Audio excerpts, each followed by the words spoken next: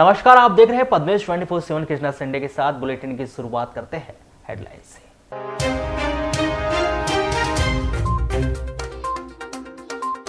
EVM machine रखने के strong room में बम होने की खबर से मचा हड़कंप। भ्रामक जानकारी देने के आरोप में एक व्यक्ति गिरफ्तार। मामला बिरसा स्थित शासकीय उत्कृष्ट विद्यालय का। आजाद अध्यापक संघ के जिला अध्यक्ष आशीष बिसेन और सचिव एमएन ठाकरे हुए निलंबित। अब तक 13 आंदोलित शिक्षकों पर हुई निलंबन की कार्रवाई। शिक्षा विभाग के अनुसार 2 दिन में करीब 1000 शिक्षक अपने काम पर लौटे। नाला पार करते वक्त पानी के तेज बहाव में बहने से 6 वर्षीय बालक की मौत। स्कूल से घर जा रहा था छात्र। विश्वविद्यालय की गलती का खामियाजा भुगत रहे बीए फाइनल ईयर के छात्र छात्राएं। 15 दिन पूर्व रिजल्ट आ गया लेकिन बता रहे नॉट फाउंड। उप कोषालय वारा शिवनी का जिला कोषालय बालाघाट में मर्ज होने से लोग हो रहे परेशान।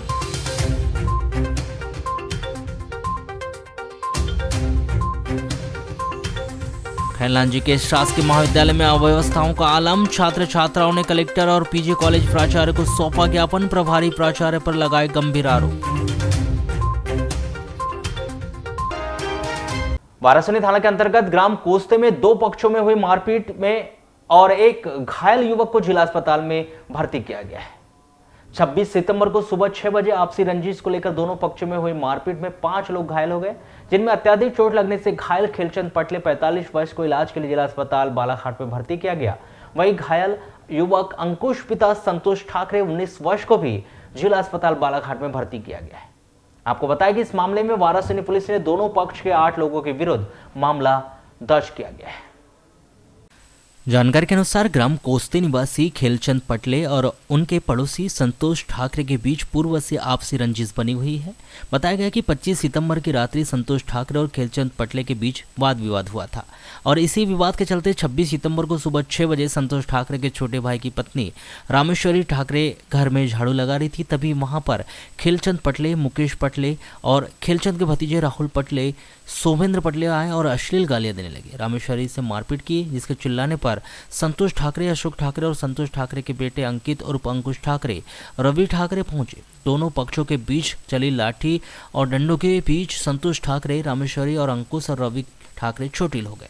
वहीं खेलचंद्र के साथ की गई मारपीट में उसके दांत भी टूट चुके हैं और इसके सर में चोटें भी आई। सभी घायलों का इलाज वारासिवनी के अस्पताल में किया गया, जिसमें घायल लेखचंद का इलाज बालाघाट के जन चिकित्सक से किया गया। वहीं इस वारदात में घायल अंकुश ठाकरे को जिला अस्पताल में भर्ती किया गया है।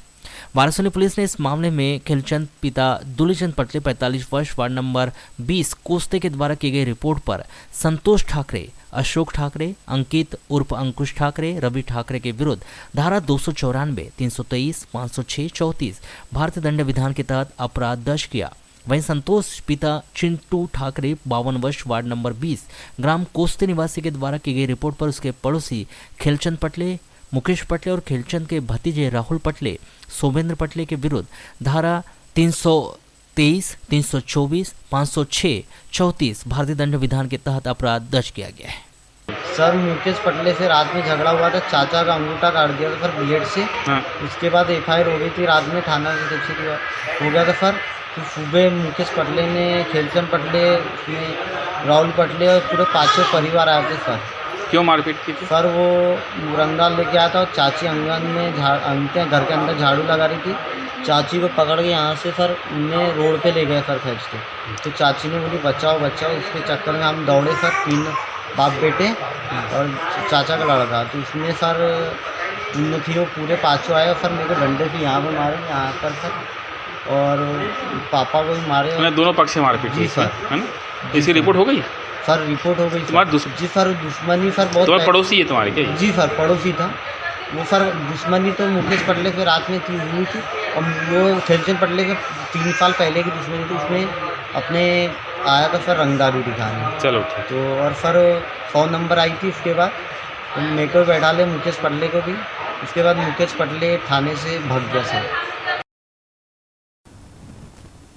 जनपद पंचायत लांजी के अंतर्गत आने वाले ग्राम दिघोरी के ग्रामीण मंगलवार को कलेक्टर कार्यालय में लगने वाली जन सुनवाई में पहुंचे। जहां उन्होंने अपनी समस्या रखते हुए ग्राम दिघोरी में शराबबंदी करने, ग्राम में अवैध रूप से जो शराब का विक्रय किया जा रहा है उसे बंद कराए जाने की मांग की। कलेक्टर कार्यालय पहुंचे ग्रामीणों ने बताया कि उनके ग्राम में कई जगहों में अवैध रूप से शराब बेची जा रही है, जिससे गांव का माहौल खराब हो रहा है। गांव के युवा एवं ग्रामीण लोग शराब का सेवन करते हुए काफी संख्या में देखे जा रहे हैं, जिससे गांव में कई बार वाद विवाद होते रहते हैं। शराब के अवैध विक्रय से परेशान होकर ग्रामीणों के द्वारा बेटा बचाओ अभियान प्रारंभ किया गया और उसी के तहत ग्राम में जो अवैध शराब का विक्रय की जा रही है उसका कड़ा विरोध कर रहे हैं।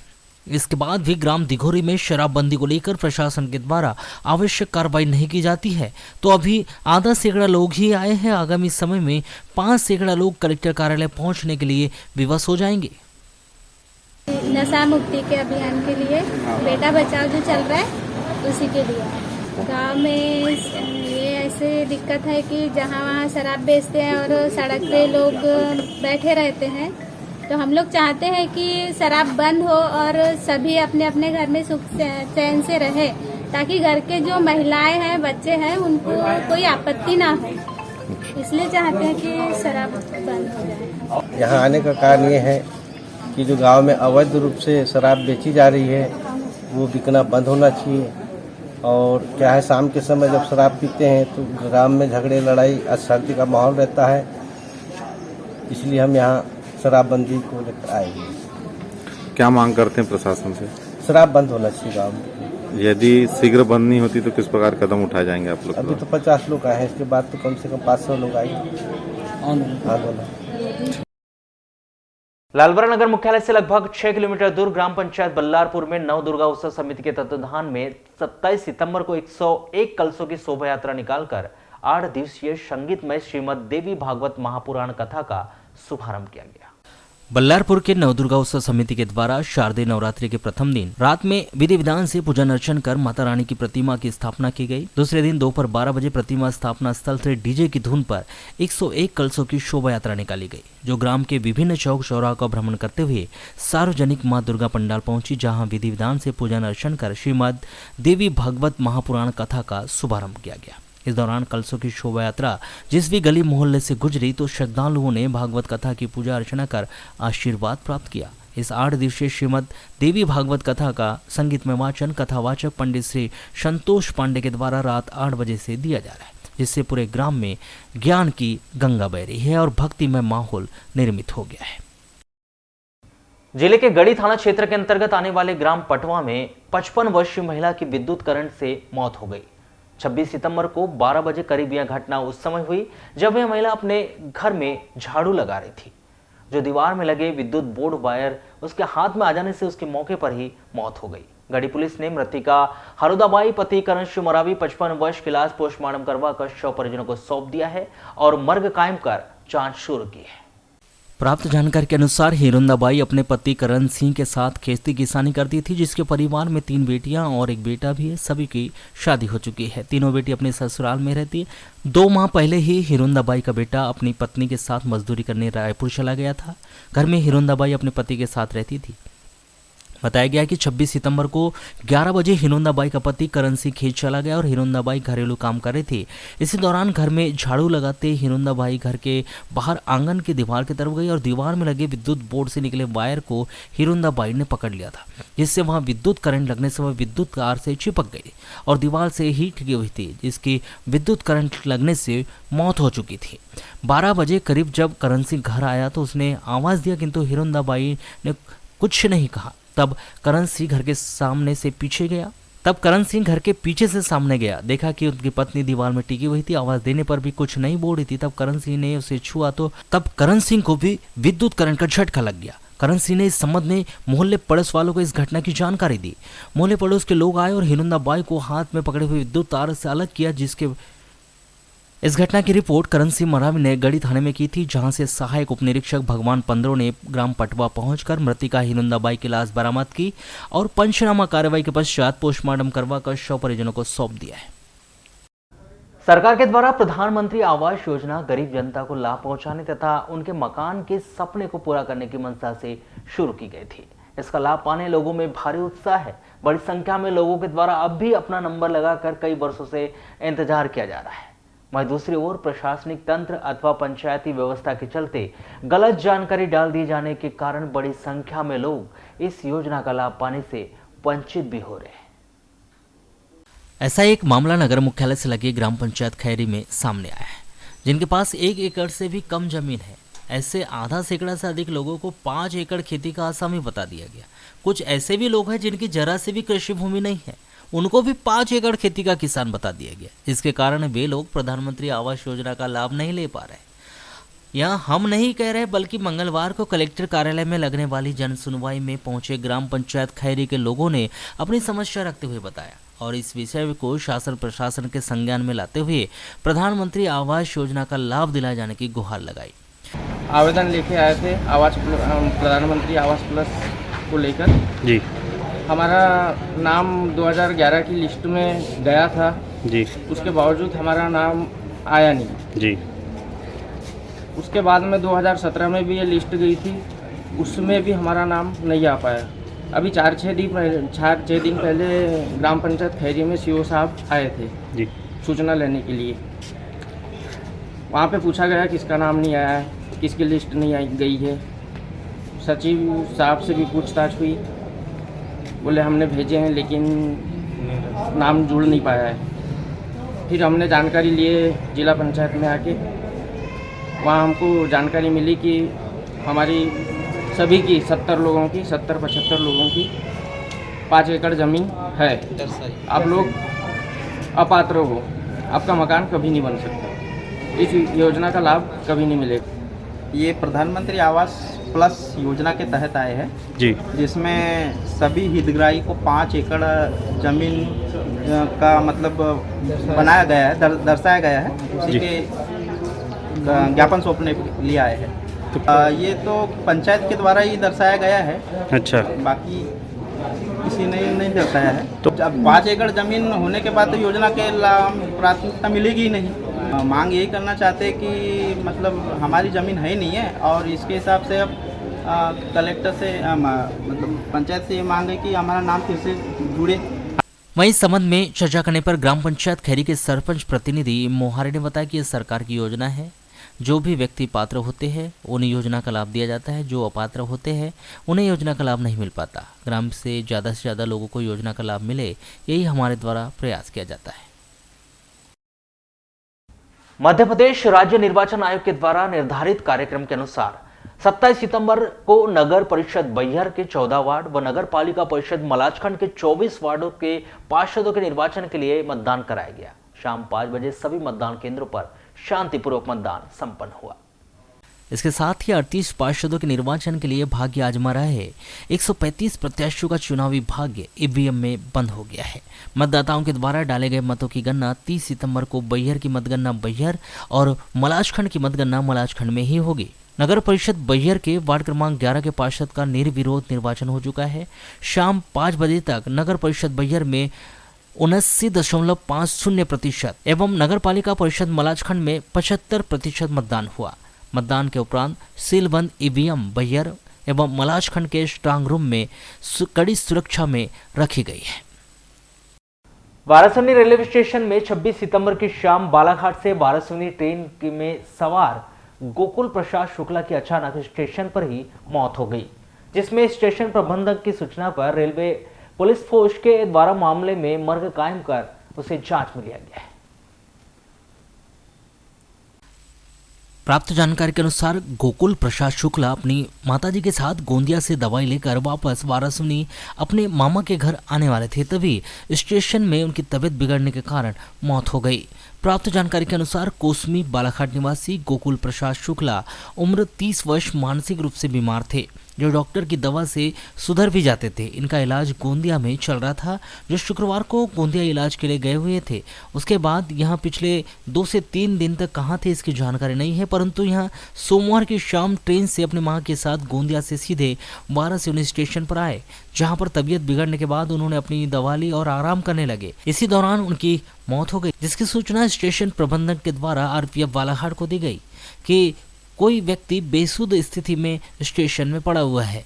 उन्होंने स्टेशन में पहुंचकर बेसुध व्यक्ति गोकुल प्रसाद शुक्ला को नगर के शासकीय सिविल अस्पताल में लाकर भर्ती किया, जहां डॉक्टरों के द्वारा उसकी जांच कर उसे मृत घोषित कर दिया गया, जिस पर पुलिस के द्वारा आवश्यक कार्रवाई कर मंगलवार के शव का पोस्टमार्टम कर शव परिजनों को सौंप दिया गया है। वहीं मामले में मर्ग कायम कर जांच में लिया है। इसमें मौत का कारण अज्ञात है, जिसकी जांच रेलवे पुलिस फोर्स के द्वारा की जा रही है। घटना क्रमांक तो ये जो सुनाई आया कि माताजी के साथ एक गोंदिया से दवाई लेके आए थे, बालाघाट में नहीं उतरे ट्रेन से, मामा जी के गांव वारासुनी में आए और रेलवे स्टेशन में उतरे, कुछ दवाई वाई ली हैं, तत्पश्चात इनका है जो ये हादसा हो चुका है। कितने तारीख को गए थे ये गोंदिया? ये गोंदिया गए थे शुक्रवार के दिन गए थे गोंदिया, शुक्रवार के दिन। और कब उतरे हैं वाराणसी? ये कल के दिन उतरे हैं गोंदिया, कल यानी 26 तारीख, यानी गोंदिया में दवाई लिए, वहाँ से आते हुए यानी 3 दिन लग गए। हाँ 3 दिन, फिर घर पे भली भांति आ जाते थे। ऐसा साल भर में 2-3 साल से ऐसे ही चल रहा था कार्य।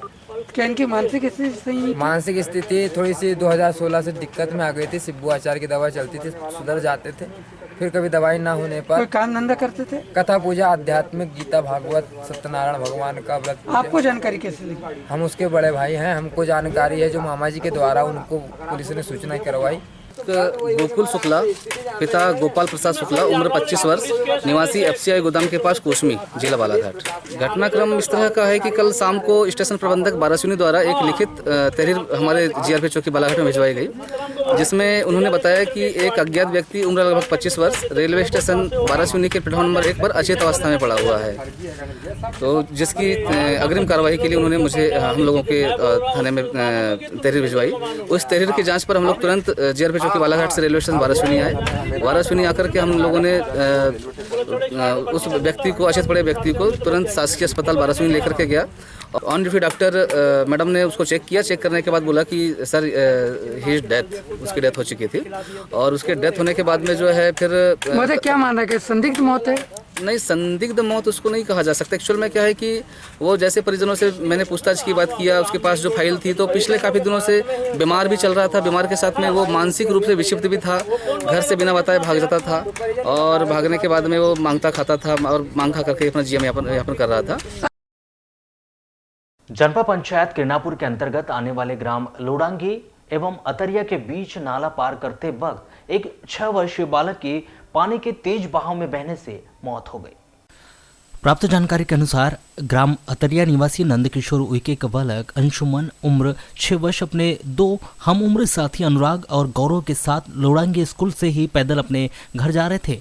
तेज बारिश की वजह से नाले पर पानी अधिक था, जिसे तीनों बालक ने पार करने का प्रयास किया, जिसमें गौरव और अनुराग ने तो नाला पार कर लिया, लेकिन अंशुमन पानी के तेज बहाव में बह गया, जिससे उसकी मौत हो गई। पुलिस के द्वारा बालक के शव को नाले से बाहर निकालकर शव का पोस्टमार्टम करवाकर शव परिजनों को सौंप दिया है और मामले की विवेचना की जा रही है।